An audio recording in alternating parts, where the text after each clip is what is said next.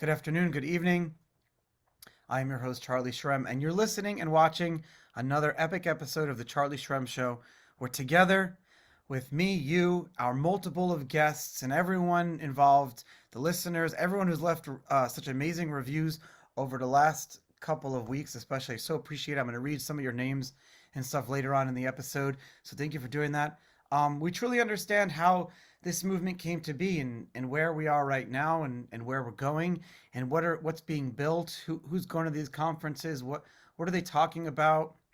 You get crypto AI, maybe there's like an amalgamation of all these different technologies that have been going on. But we have some awesome guests that are going to be talking on later in the show. So I'm really excited to introduce them.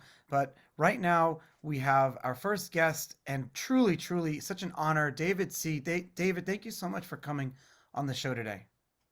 Hey Charlie, great to be on your show. It's legendary.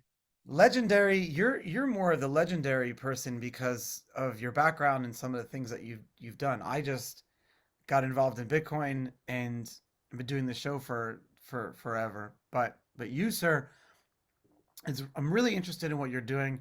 I was telling you earlier on, I just finished reading your white paper on Bitcoin. You emailed it to me last week on being able to do like Bitcoin staking, and you wrote it in a very interesting way and kind of like went through. What was interesting is if anyone wants to understand where the world is right now between Bitcoin, all the other projects in the space, and kind of the problem with connecting them. Your white paper was such a perfect, like, academic explanation of where that world is right now in the middle of 2023 and like how you aim to solve that. Yeah, so connecting Bitcoin with the rest of the crypto ecosystem has always been my passion because Bitcoin is the first blockchain. It is the one that started this whole movement. But yet it is right now, as we stand right now, rather isolated from the rest of the ecosystem. Yeah. So I think with the security, with the value of Bitcoin, it's just a shame that it's so isolated. And so what we've been working on in the past few years have been trying to bridge the gap, so to speak.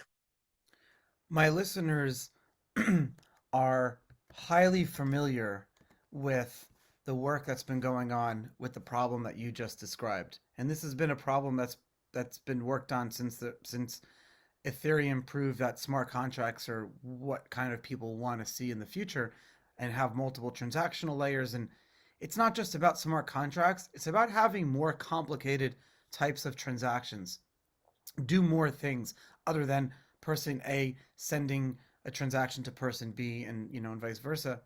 But the problem is, as we'll get into in a second, is a lot more complicated than just like identifying the problem and then trying to figure out a solution.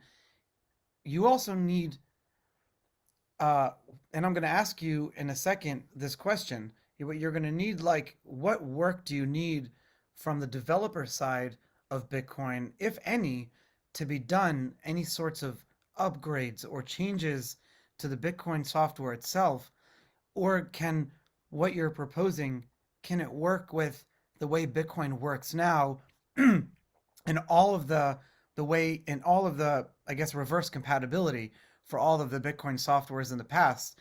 So like if someone has some Bitcoin from a couple of years ago, they don't have to worry about upgrading their software like they would have to upgrade their Ethereum software if they had some ETH from a couple of years ago, or if they have like, whatever. Before you answer that, I want to give a little bit of background because you're not new to this. You're an inventor of a bunch of different type of like algorithms. You worked on assembly software to handle DNA and RNA sequencing data, which is used by researchers all over the world. You're a professor at Stanford. Uh, um, uh, you're an electrical engineering expert. You're an advisor at Bain Capital Crypto. So you understand like the human genome, but how it applies to software as well. Because physics, it's all energy and nature and math. It all kind of works together. Now that I've given the background about you, what do you think of my question? Sorry, I had to to do that? Yeah. So, yeah, I'm primarily a researcher and innovator. So I like to create new technology that solves real world problem. Now, going back to your question about our innovation of Bitcoin staking, the very first constraint we place on our solution is that it should not involve an upgrade of the Bitcoin scripting language. So if you look at the history of Bitcoin, Nakamoto, when he first came up with the Bitcoin scripting language, he actually had a bunch of quite a lot of opcodes in this language. And what happened was he found a bug in one of them. And as a result, he deleted a bunch in the very first beginning of the Bitcoin evolution. Remember, yeah. So therefore, the simplicity of the Bitcoin scripting language is a limitation, but it's also a very big strength of Bitcoin. It is what keeps it simple and secure. Okay. So I think that culture has to be respected in any innovation of Bitcoin on top of Bitcoin. And so we have always been thinking, is there interesting ways of innovating on Bitcoin while not requiring a soft fork or upgrade and adding an opcode? And so that was the very much a focus of our project. So no new opcode. Now, when there is no new opcode, what happens is that Bitcoin, because of the primitiveness of the language, has a bit of a communication problem with the rest of the world, right? Because if your language is limited, then there's a limitation of how much you can understand. For example, a lot of people are now talking about zero knowledge proofs technology, ZK, so-called ZK, okay? So ZK basically requires an external world to create a so-called validity proof, a proof that what it says is valid to the Bitcoin chain. But Bitcoin doesn't have the capability to understand this proof, to verify this proof. And so therefore, we are now only on the early stage of bringing ZK into Bitcoin. So we have our innovation is in a different direction. Okay, it is not using ZK. However, it is using cryptography. So maybe I should talk a little bit about the Bitcoin staking problem. Does that help your reader, your audience? So yeah. Before we get into the Bitcoin staking problem, I just want to understand. So you don't need any new. So what you're proposing currently works with the opcodes that exist now, and and you're essentially going to be. I want to understand this further, but yes, Yeah. let's start with the problem. Yeah. So you said, right? You said when you started this conversation, you said, hey, Ethereum allows smart contract more complicated than just A sends a Bitcoin to B, right? Sure. Okay. So it turns out that that primitive A sends one Bitcoin to B together with an additional opcode, which is a so-called time lock, which Yes. is available on the Bitcoin chain. Those two primitive is enough to design, to build a Bitcoin staking protocol. Oh wow. Okay. Yep. So I want to hear the solution, but let's talk more about the problem today that you see with Bitcoin staking. Yeah. So what is the problem here? So if you think about uh, other chains like Ethereum, one of the very big use case of proof of stake token like Ethereum token is staking. Staking now is almost $100 billion business, $100 billion business. It's a huge business. And this arises not primarily, because of the proof of stake innovation. Okay. So if you compare Bitcoin with these other tokens, it is actually lacking this one very big use case, which is staking.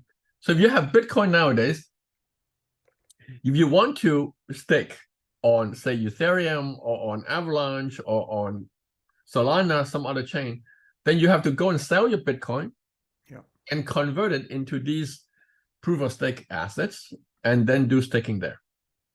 But people hold Bitcoin, they don't really want to sell the Bitcoin because they have long-term growth potential. Okay. Now, so right now, Bitcoin doesn't have a native staking capability. The big reason is because Bitcoin itself is a proof of work chain. So there's nothing to secure on Bitcoin. Yes.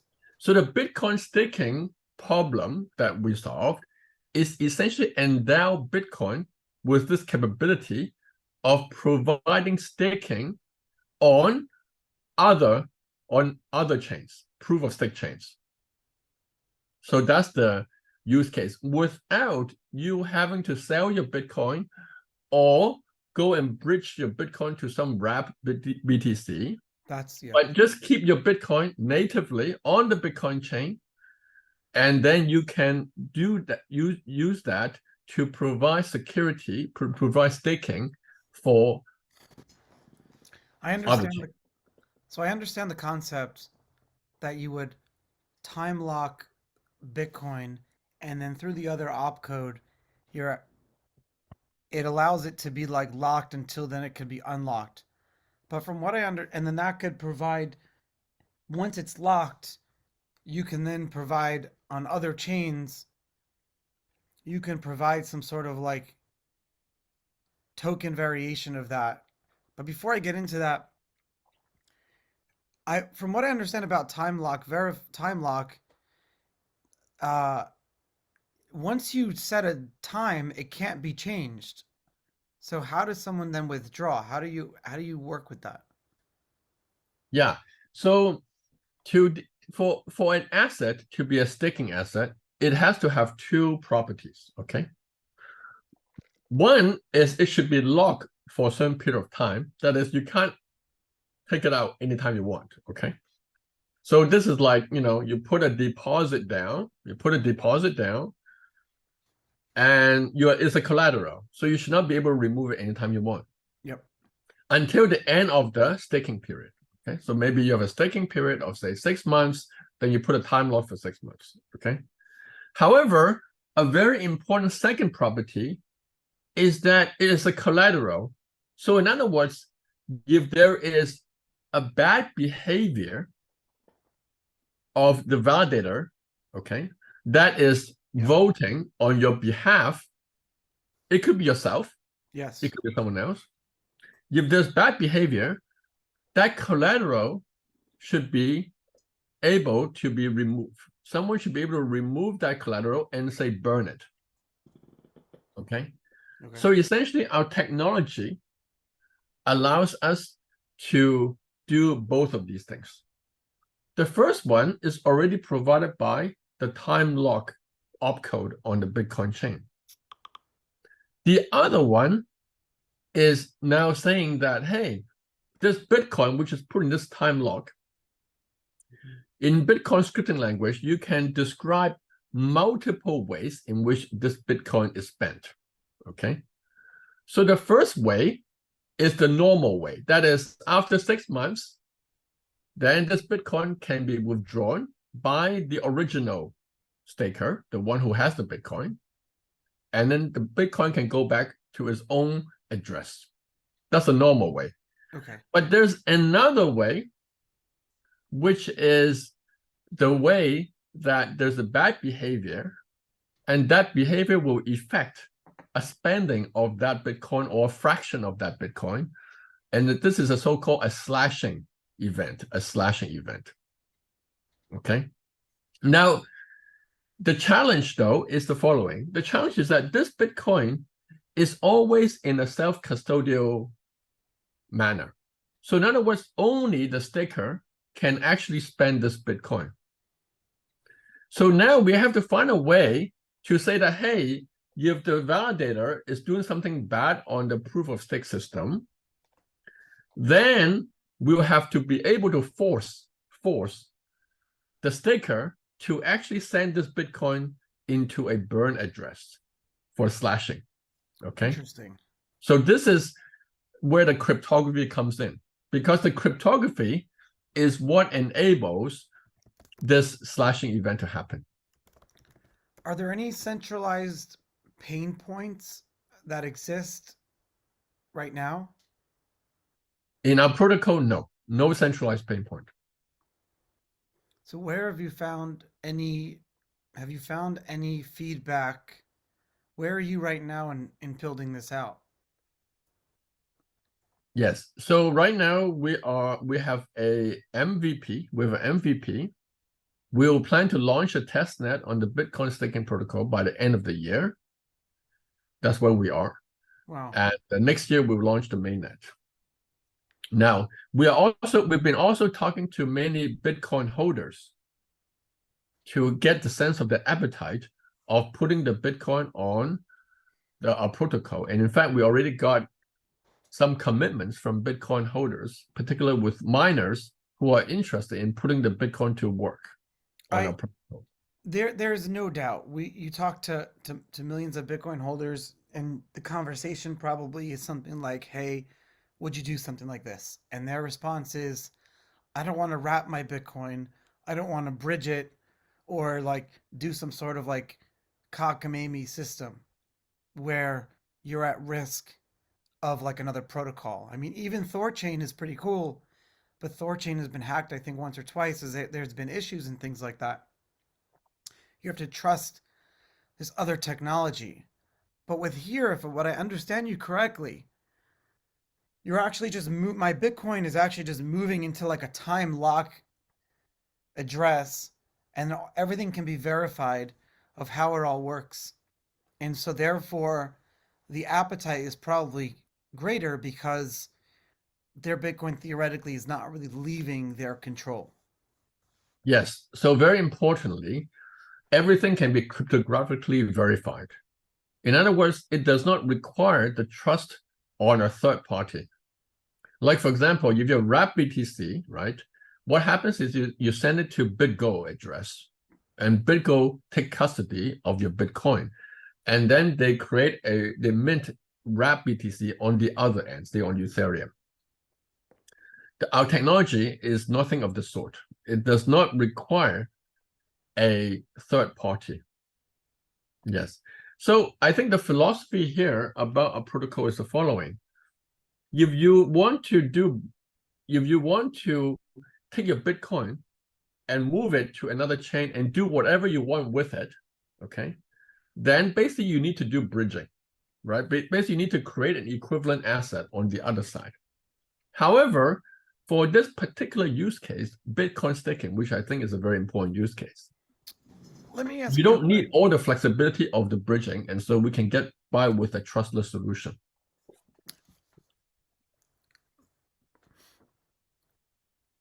Personally, I've seen this as something that I've wanted to see happen for longer than 5 years, 6 years, 7 years, a long time. And this is really a question that I don't know the answer to. What happened recently in the last year or two that more than like this is honestly when I read your white paper, I was blown away because we interview a lot of different projects, and I've invested in a few personally too, and through my fund that are attempting to figure out this same solution, a similar solution to like allow people to work with their Bitcoin without having to like go to a centralized place to do it. So I guess like, do you think it's a winner take all scenario? Or do you see like the future of multiple solutions like yourself and others winning out? Mm. Like, where do you kind of see this? And what happened in the last year or two that now you're so excited to work on this problem? So, crypto has a very fast-paced evolution. But don't forget that proof of stake, okay, the technology of proof of stake is a pretty recent development. Proof of stake chains only launched in the past 3 or 4 years. And Ethereum, the biggest proof of stake chain, has only did a merge only a year ago. Exactly a year ago. Okay. So proof of stake Well, yeah, is it was a really year a ago. pretty young technology compared to Bitcoin, for example, compared to proof of work. And so only now sort of people really understand sort of what proof of stake security really means, what staking really means, what slashing really means. So a lot of these are very new developments. And what we're doing here is to take advantage of these new developments and bring in the elements of Bitcoin and combine them into a single technology. So this could not have been done, I think, 3 or 4 years ago, because there's a lot of new understanding of these technology in the past few years with the merge and everything else that's happening.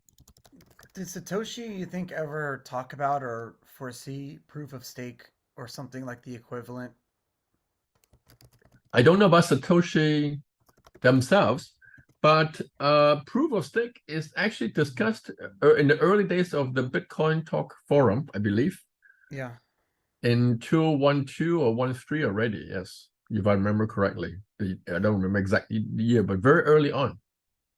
Yeah, I think I there were conversations that Satoshi had in the early writings that he understood through like Namecoin or Sheer, the group that, and there were some other alternative projects that were happening at the time. But it's a very highly controversial topic that I don't want to go into on this episode, although there's some episodes that we go into. But David, thank you so much for taking the time and teaching us about your solution and Babylon chain and I'm really excited. I'm gonna go sign up for your wait list for your testnet and check it out. And I urge my listeners to check it out too. I appreciate it. Um, and oh, there was one other thing I needed to do. Sorry, take your time. Well, you don't need to be here for this, but I wanted to just thank some of the listeners for uh for leaving reviews. Shooter McGavin 00, Eskite Film, and Kettle One, and a few other people left reviews. Thank you guys so much this week. And David, I'll talk to you later. Thank you very much for having me here. My guest today has a hurricane hovering above him and he's sending it my way to Florida, but we won't get mad at him for that. It's been a crazy, crazy year as we lean towards like the end of 2023.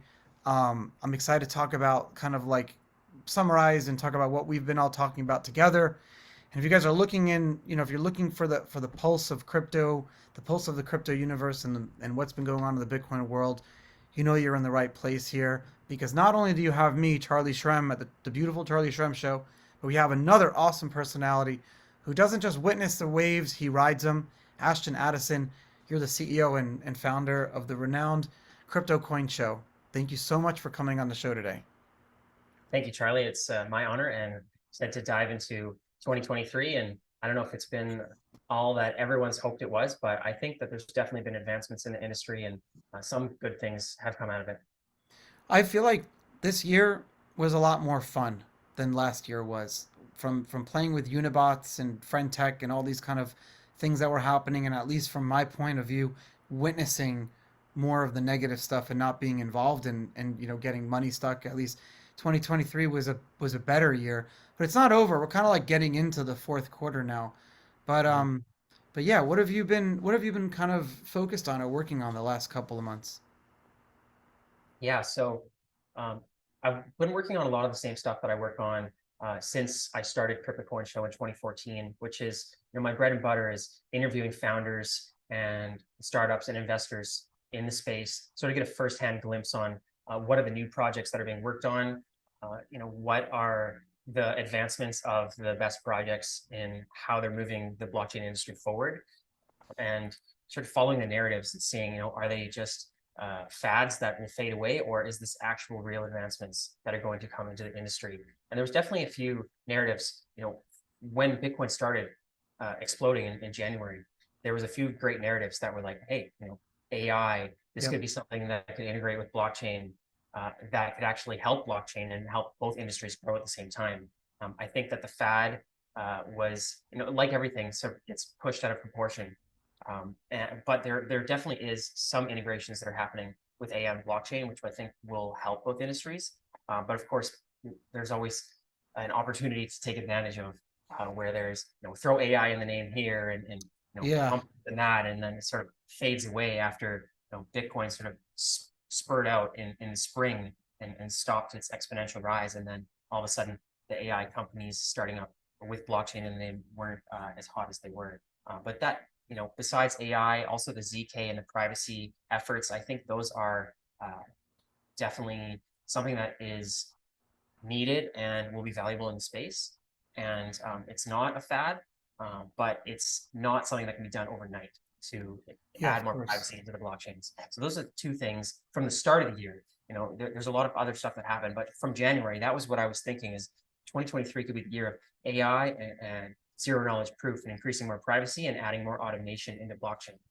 So we definitely saw a lot of that. We saw like a huge amount of, if we're taking the regulatory thing out and the macroeconomic world out, you're right. We saw a huge amount of like growth in just the back end infrastructure of crypto. We saw more like trading automation. We saw a huge amount of that. And kind of like because the spotlight was taken off, you were able to go and build out a lot more privacy technologies as well, um, under like roll-ups and ZK snarks and all these different things. So I completely agree. It's almost like it was good as that spotlight was taken off. Yeah, no, it is good because it pushes away the fluff, right? And it's sort of like, you and me have both been in the industry for many years, and as we see the credibility threshold of startups need to increase for investors to actually see them as viable. Back in 2017, you could have a paper with no product, and a lot of people would still throw money at it because this is something new. And Ah, as people got burned, they realized, hey, maybe we should actually look for an MVP or product market fit or customers before we start throwing our capital into something that has AI in the name. so you think the bar is has been risen now, like in terms of how, I guess, from a VC perspective, I can tell you 100% we're not investing in things that are just pieces of paper and decks anymore, especially if if they have any evaluation with the $1 million number in it, even if it's $1 million, you got to have something. But you're definitely seeing like you're seeing the caliber of products and people coming onto the show and launching things better now in the second half of the year. I definitely, compared to the last bull run, I Oh, yeah. see a major improvement in the quality of projects and the threshold for throwing capital in. But I think it also depends on the stage of the market. When all of the cryptos are going crazy and the market is up only, Yeah. it not only do the valuations increase, but the That scared the shit out of me. hurricane alert. Sword. Oh my god, sorry. It's hurricane. I told you this thing is no joke. You're sending the Yeah. hurricane my way. uh, yeah. Sorry, you were talking about, I think you were talking about different topics and stuff like that of the industry, but you were leaning towards, I think you're like sections of our industry that aren't price sensitive have been growing. Yeah, no, and that's what I am most interested in is, the foundational elements, the service layer applications, the networks that are being built that will host, the dApps that stick around after, the fads have passed.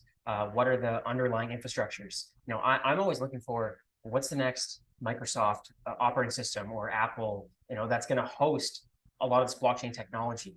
And that's why whenever there's some new product that just has one function, it's great, but the chances of it innovating the entire industry aren't as high as an operating system that has uh, the ability to Yeah. host thousands of different kinds of applications. And I've actually seen that with the ZK trend that I was talking about in January, that I'm sort of seeing that transforming a little bit into the Hmm. modular blockchains and the layer 3 blockchains.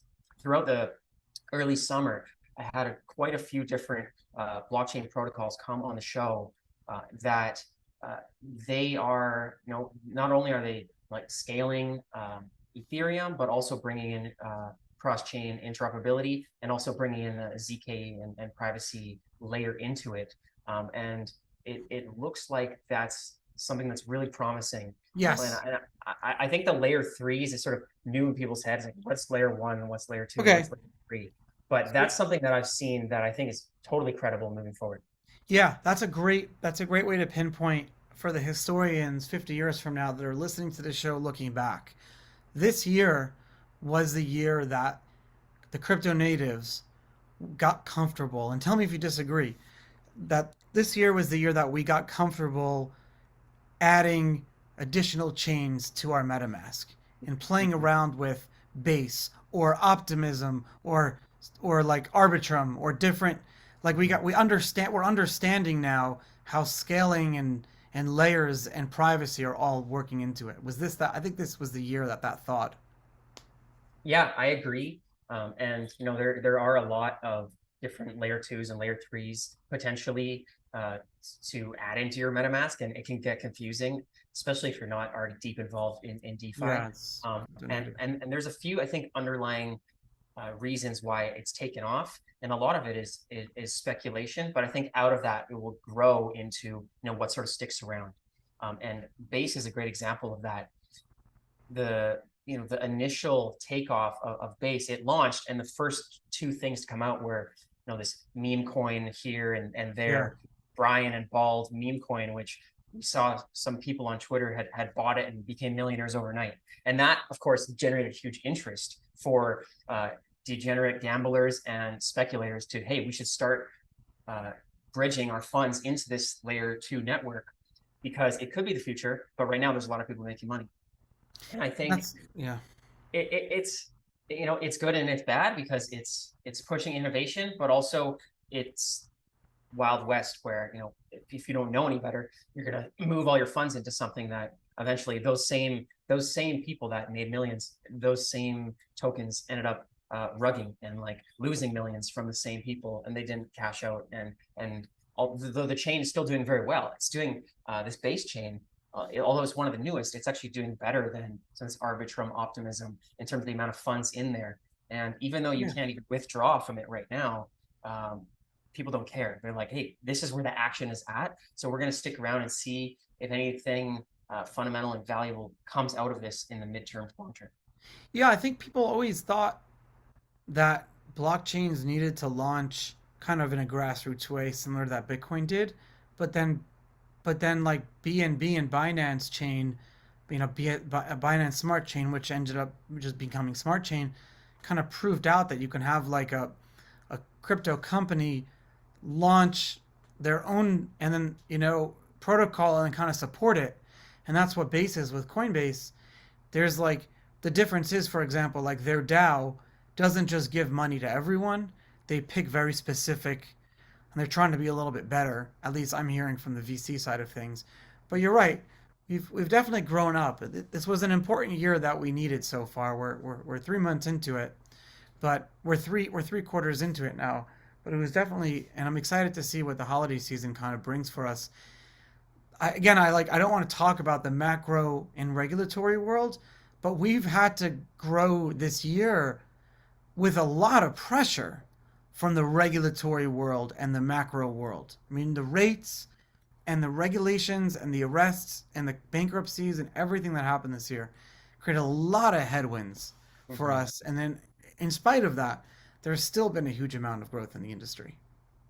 Yeah, you're right. It's amazing to see that the true people that have their heads down building are, for the most part, remaining unfazed by it. But most people who have been in the legal industry know that whenever there's an incident or a lawsuit, it's not something that gets solved overnight, and we're still seeing even the exchanges that had incidents 5 years ago, that's still playing out. Never mind 2022, which was a crazy year. It takes time. It takes time. Speaking of like rise and falls, we've seen like crypto media, rise and fall. We've seen different we've seen like Coinbase, CoinDesk be on the verge of bankruptcy, and people are trying to like buy it out all the time, and it's like I don't know if it has ever been profitable or whatever. And our industry is really our podcasters. There's like a dozen or so, you, me, and others that we're like the last independent media, and we it allows us to like focus more on the context and the narrative, as opposed to like the short term gains that media has to clickbait. You know, it's not their fault, but they have to like create these like clickbaity titles and articles and focus on like the Tamagotchi and the fur babies, as opposed to we can focus on we have the longer shows and everything like that. How long have you been doing your show? Yeah, 2014 was the first episodes, Holy and crap! we've done about 1,300 interviews Oh and my videos. So yeah, it's been, it's been a long road, and we still have the same vision that we had when we initially set out. We saw the potential for the blockchain industry to revolutionize, not just money and the finance industry, but all industries that either do transactions or have data, which is every industry.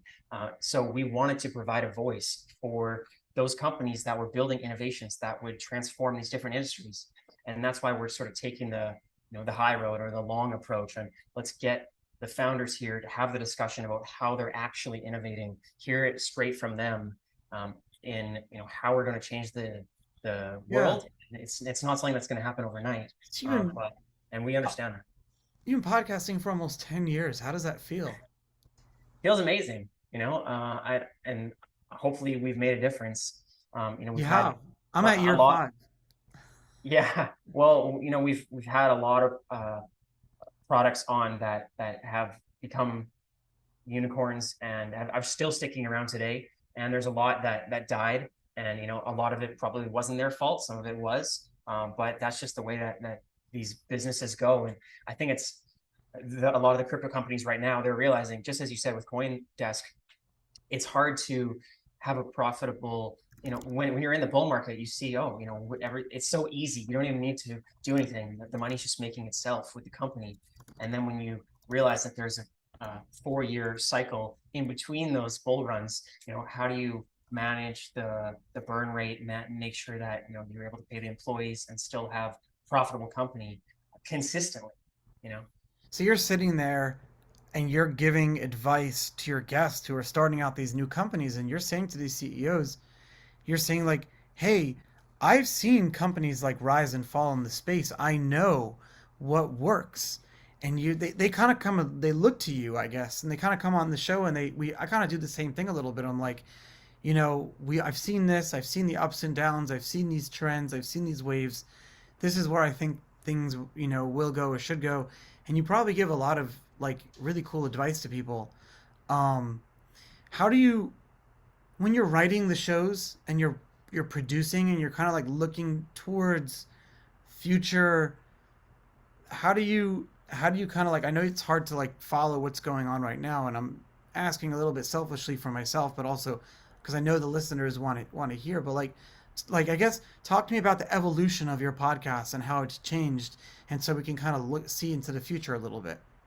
Yeah, I sort of put my investor cap on, sometimes when I see which projects come on the show and years back, and they're still Yeah. here, and look back and say, hey, what made those companies still stick around and continue to grow despite bear market or bull market?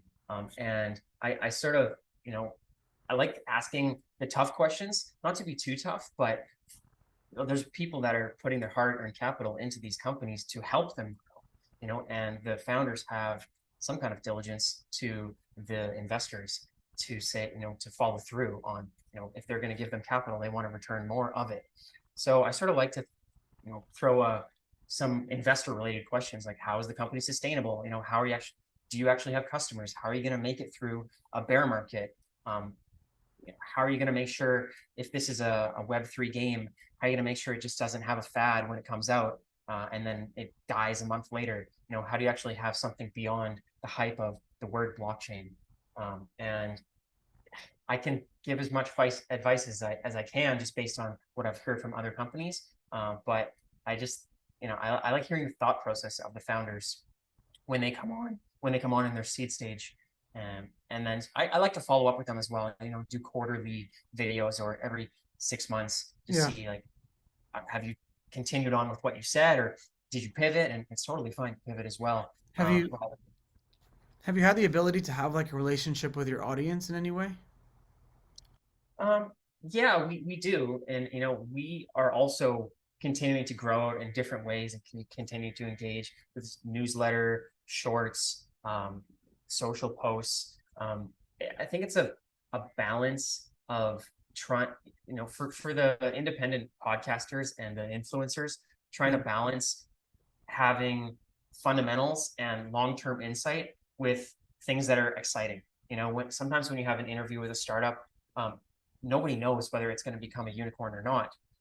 And most people are just like, I want a quick return right now. I want, Yeah. and they don't want to have to siphon through a startup that, could fail. They just want to see, the big mouth influencer with like leverage 100x, we're going to the moon tomorrow, so it's like, how do the people that actually have news publications that are focused on just the fundamentals, pushing out the fluff, attract more audience, and get people to understand that, just like investing in the stock market, if you invest with a 1 week horizon, it's a 50-50 that it's going to go up or down. But if you look in the 10-year horizon, the chances of it being up is like 80+%. And it's going to be the You're right. same for blockchain. I never really thought about it that way, and I think a lot of people haven't. Um, Ashton, how can my listeners find your show? Yeah, Crypto Coin Show on YouTube, youtube.com/CryptoCoinShow, and also our newsletter, which is cryptocoinshow.substack.com. Thank you so much for coming on the show today. Thank you so much, Charlie. And today we have a super special guest. He's a good friend of mine, and he's also good friends with a lot of other good friends of mine. So it's like, I love it when people in the industry who are doing really cool things or those who have been around for a long time and kind of like part of the community and then going on to build their project, as opposed to like, you see a lot of people that are kind of like building these new things out in crypto and you're like, who are these people? You never heard of them before. But we got Stuart Bullard. Stuart, thank you so much for coming on the show. You're the chairman and CEO of Fly Air, which is a super cool company. We'll talk about it in a second. You're not only a key figure in the aviation and blockchain industry, but you're also a music producer, writer, and composer, fluent in 13 instruments. You're an audiophile. You've worked with huge names like Dr. Dre, Tupac, Snoop Dogg, and Neo. And you're here in the aviation industry, combining crypto and blockchain with Fly Air. You have like a very diverse background from music production to aviation and now blockchain. What prompted you to kind of like dive in and start Fly Air? Thank you, Charlie. It's great to be on. And thank you for introducing me. This is, it was two things that happened, two experiences in my life. And it's funny that you said a diverse and interesting life that I've done. It was first when I was in the music industry and we were going through, it was kind of like physical to digital sales. And there was the digital age when there's file sharing that was going on. And what I've realized is producing music, we've had these old recording contracts. It was about producing volume of music, albums. We're now to the days where we produce one song at a time. It's that industry that we've gone back into the 60s, where back in the days before our time, Charlie, is that you put a nickel in the jukebox and you listen to one song. That's what I consider the iTunes and all these files that, search and discovery. The industry has now gone to listening to one song at a time or choosing one song with their search and discovery. And with that file sharing incident, our elders, the people that we looked up to in the music industry, our executives, did not embrace the digital transfer. They were 100% sure that physical sales was going to outpace digital sales, and that their infrastructure was going to be the same, and it wasn't going to change. If anything, digital was just going to be like an additive and an additional revenue stream or interest. And that was the first shock for us. I mean, we missed out big time. The music industry lost billions and billions of dollars because of that. And for me personally, I was always like the tech guy with Dr. Dre over at Aftermath. Who was always into the production and programming and doing things with automation. And then I started getting into things where I've realized that this is going to be really, it's no longer going to be fun for us. It's going to be some serious work that we have to really do to make this transformation. And then I made this transition when Dre went into OEM for headphones. He left us in the studios and we were like, recording and, producing, and we were running the studios and artists and things. And we all followed suit. We started going towards our other passions. That's when I made that transition into aviation. I went to Van Nuys Airport, and I fell in love with aviation as a pilot because my father was a retired Air Force pilot. He was in the service for all his years, and my mom used to drop me off at the air base every day. If I wasn't at the Pittsburgh Symphony Youth Program learning music, I was being dropped off at my dad's work so I could spend time with him. And it was it came back to me, Charlie. It was like, wow, I love aviation, and so I wanted to get back into it, I love that. full into it. I was passionate about music, and I was very good at it. So my parents, they pushed me into music. My father wanted me to be an Air Force. He wanted me to be a pilot, and I blew off this civil aviation patrol when I was 16. I just totally blew it off because I was so into music. But now I'm older. I just had that epiphany. I was like, wow, I love aviation. I think this is an entry for me, and it's something that I could do, and then I can actually do music as passive. You know what I mean? And so I started, and I went to flight school. I did all the training. I got type rated mid-size jet down from Citation 10, Piaggio P180 Avanti 2, the Challenger series, and also a Pilatus PC-12. And the reason why I became a pilot was because I was looking for another business to endeavor into. And then what I did was, a friend of mine said, to know the business of aviation, you should become a pilot, because a pilot understands, all realms of the business, from aircraft management, services, charter, acquisitions, and then you get to, fly with the clients. I mean, it was a big thing for me. And then what happened, Charlie, was I was back at the music labels, visiting some old friends, and they told me, what do you know about blockchain? And I was like, and this was back in 2017. So Charlie, I came in late, very late It's not that late. in the It's still game. I was a early for most newbie. people. Oh yeah, it's early for most people. We're 15 years in it, right? As you would call, right? And I mean, so I was just like, to my music executives, I said, I don't know about blockchain, but what do you know about it? And they said, well, the folks down the hall, the younger guys, they're into blockchain, and they're talking about that it's like the next endeavor and things like that. And we should take a look at digital rights management, right? For songs and songwriting and IP. And so I said, wow, I'm going to find this stuff out. So what I did is I went to San Diego. I went to some of my friends. My friends introduced me to some blockchain, I say OGs, as you would call it. Your friends and my friends, as you would say. And these blockchain OGs were like, Stu, we're doing this solution for aviation, and we want to build blockchain solutions in every way. And we wanted to do software integration. So immediately I partnered up with some good friends of yours and mine, and we created a company called Airtherium at the beginning, and then we turned it into Fly Air. We built with my background in coding and programming and my background in artificial intelligence, I was able to create an application that allows a customer or client to essentially book private flights on demand using voice integration, and then they can settle their payments traditionally through credit card or wire, but also settle their payments through cryptocurrencies. And then we went further to even go into creating a digital asset class in a utility called the Fly token.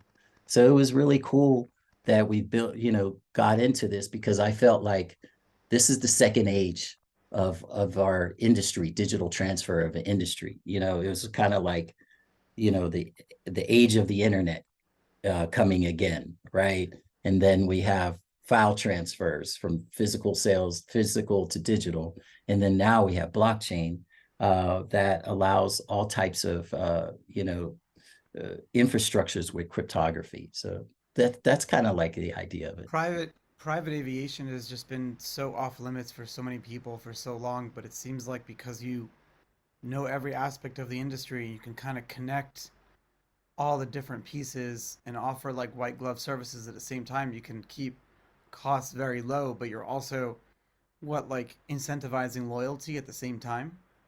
Absolutely. Private aviation, throughout the years that I was doing charter, the loyalty went away. There was all these membership programs, jet cards programs, but brokers that got into the industry from 2008 to these days started, I would say, taking the industry by storm by padding the flights with their extra costs onto the flights, and customers weren't getting real hard costs on operations and flights. And then once brokers started getting into it, clients started getting involved in just switching from aviation company to aviation company, so they can actually get some real transparency, so they could get some real costs and get real services that they would always wanted and expected. So what we've done is created an ability to give a client a direct window using the application directly to all the fixed base operators around the globe. No matter where you are, we can pinpoint within your air zone, your flight requests. Within that 25-mile zone, we can actually identify an aircraft that fits your very needs, and then connects you to them. Ah, very interesting. Yes. Like, So yeah, sorry. So that with connecting them to that's kind of the first part. It was just the transparency.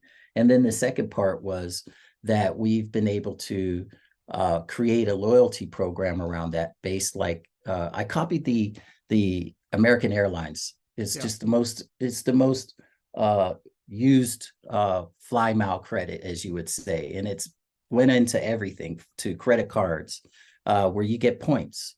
So with Fly Air, every time you fly with us, you receive fly miles. And these fly miles are within a token, an ERC 20 utility token called the Fly token.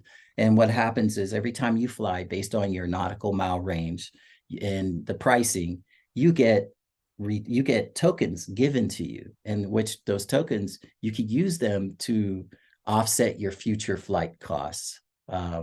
With using the Fly tokens to add to your flights. Yeah. I'm just so curious why private jet companies have they stopped doing loyalty a couple of years ago. I don't know what happened. I think private jet companies had two things going on. First is like what was going on in their own backyard, basically servicing. I would also attribute the pandemic to it as well. It was something that within the past 4 years, there was fixed base operators that were really paying attention to, demand is down, so we can actually go and fix our aircrafts and put them in maintenance. And those so once the airways start opening back up, we had increase in demand on flights, but aircrafts were still in the hangar being repaired, or or being waited to be paid for, so their aircrafts could be released to go back on deck for flights. So there was a huge increase of requests for flights. Our customer base also grew, traditionally and in the blockchain space, because clients also started thinking about, okay, not only how are they going to travel, but other travel options. So we've found out that there's been like a new generation of clientele on both sides that have leaned from commercial first class flights or business class flights to actually look towards private flights.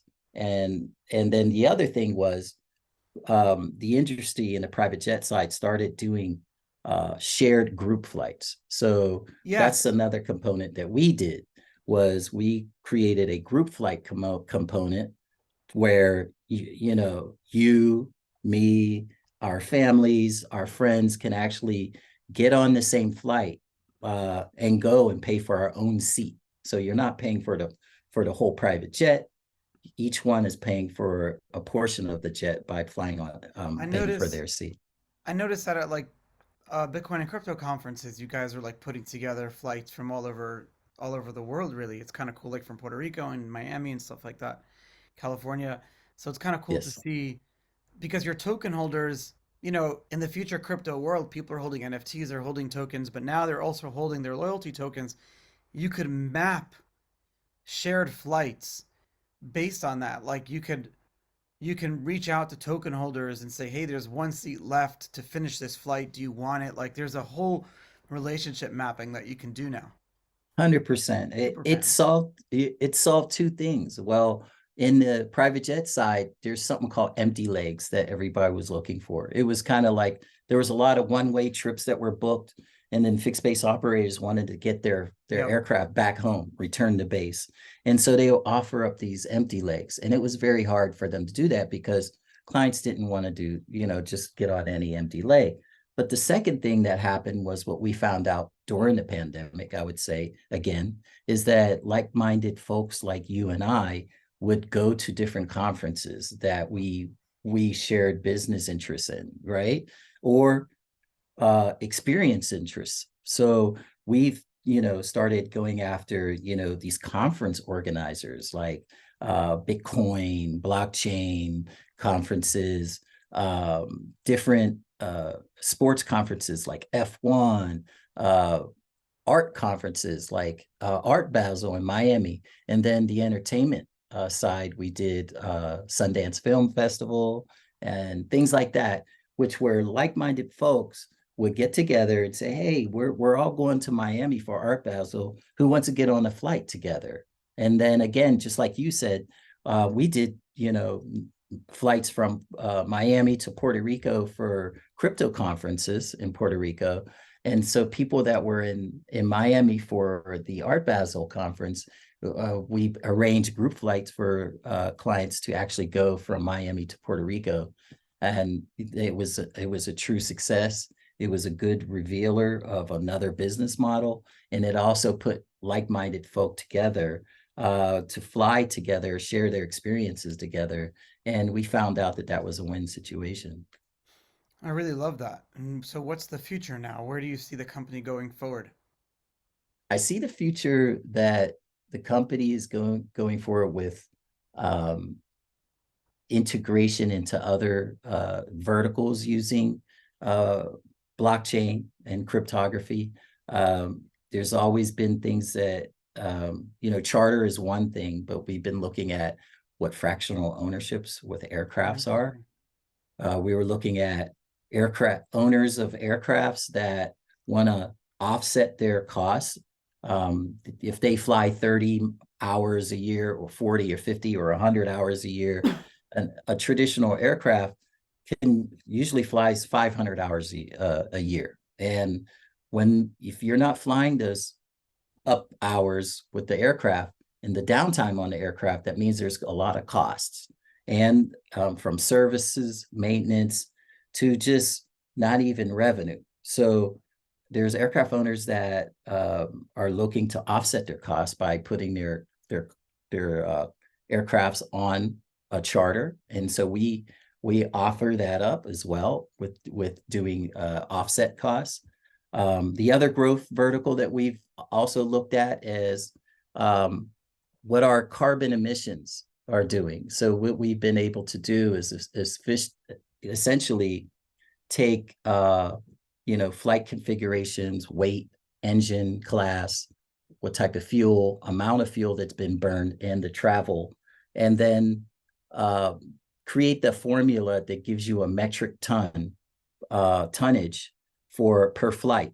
And what happened, and what we've done was able to put that on chain, is that metric tonnage on chain, and then be able to send that on chain to a Vera and Gold standard registry, where clients can see that their money that they've used for chartering a flight, a small proportion of that is being serviced for the offset of carbon that they used. Very interesting. And so we've been able to successfully do that. So we see even future abilities to put not only like carbon offsets on chain, we see that we could do fuel, we could do aircraft tracking, not only tail number tracking, but tracking of assets of parts, which is, I would say, the supply chain. Yeah. So the supply chain, Charlie, is still on paper trail. I mean, every part that's being sent has some type of paper trail that goes with it. And they're finally starting to get into emails, sending PDFs over with documents of the paper trail of the parts. We all know, it's going to be slow when these things happen, but we know that they're going to end up using this technology because it's a lot better. So you might as well build it. You can now, and the knowing that they're going to come, especially with these industries that just change so slowly. You're 100% right. So we felt like, it's a great risk to, and when I say risk, it's like everything you do is when you're looking towards the future, they consider, well, what's the risk value of it? Like, what is going to help the community? What is going to help the aviation industry? And we think that be able to move forward in building out these infrastructures and be an example, right? And this is the same way that I look back into the music industry is, we create product, we test it in the radio record pools and the radio pools, and then the radio basically blasts it out to the community, and the community chooses, how good you are. It's the same thing with the industry we are in aviation. We feel like we can build something that's very solid, and we can introduce it to the aviation community. The aviation community uses it, and then basically the community feels very comfortable with it. It's just like a phone. Nobody knows how the phone works, but it takes time. But people I like like your pragmatic approach to that. Yes, I mean, it is like a phone. I mean, I think that when you build technology and solutions, especially in aviation, the FAA, Department of Transportation, they're all about safety. That's the big first thing. And then Department of Transportation is always worried about clients, like where, their safety and their finance of, how they can protect clients' funds and things like that. So I believe that, blockchain could be able to help in these manners. And that's why we would build it. And just like the use of a cell phone, we all have cell phones, but 99% of us don't know how they operate within the cell phone. All we want to know is that we can make a phone call, we could send messages, and we're here. We trust it. So that's how I look at how we are, basically. Well, we all fly planes, but we don't know how they work. Exactly. Most people don't know that planes are just falling out of the sky constantly. That's like they couldn't tell you when you're landing a plane that really, hey, we're just gonna fall slower now. But I commend you because I tried to get my pilot's license. I did like 20 hours, but I really enjoy it. But I was really young. I was like 18 or 19 when I did this. Maybe I should try again. But I remember like when it was time to practice stalling out, freaked me out.